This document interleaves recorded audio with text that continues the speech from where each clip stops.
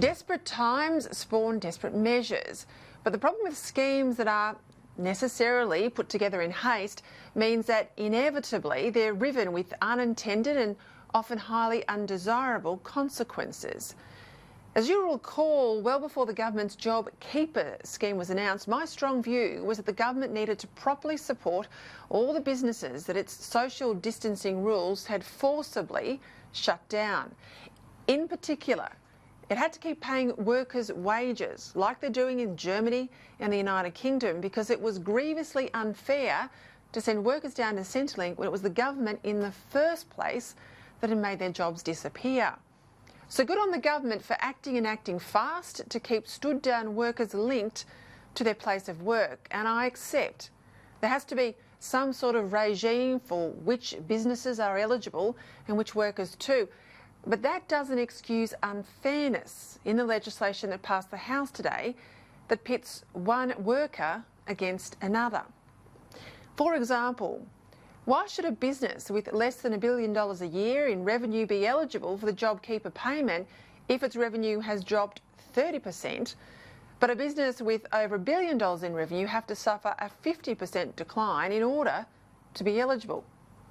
Why should a breadwinner with a mortgage and a family, normally earning, say, $1,500 a week, only be eligible now for $1,500 a fortnight, but a casual worker, normally earning, say, $500 a fortnight, now be eligible for an extra $1,000 of taxpayer largesse just because the government's gone the simple route of a flat fee payment, regardless of how much you might have earned before the government closed down your job.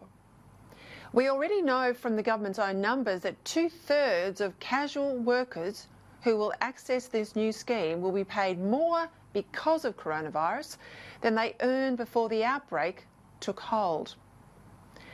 I also know of a situation where workers have been stood down and they can't access JobKeeper because their employer is too big, yet they can't get the dole either because their partner might earn $10 a week over the limit. Now, given that the test for the dole is based on household income and it's just under $80,000 per household, not what you earn as an individual, how fair is that?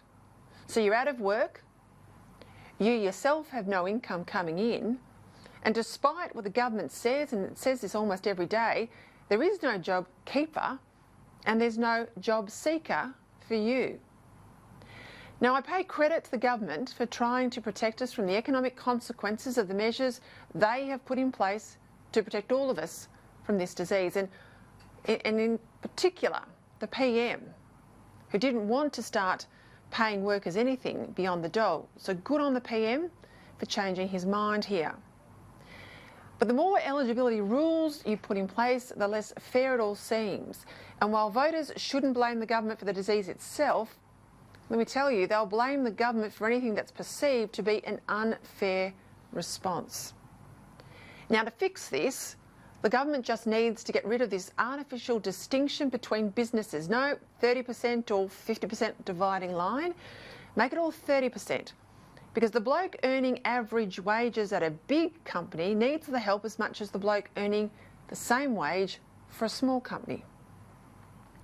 And just because this period of eligibility across the payment system is there in relation to job seeker, let's have it based on what you earn and take your partner out of it. So if you have lost your job, you'll get some help.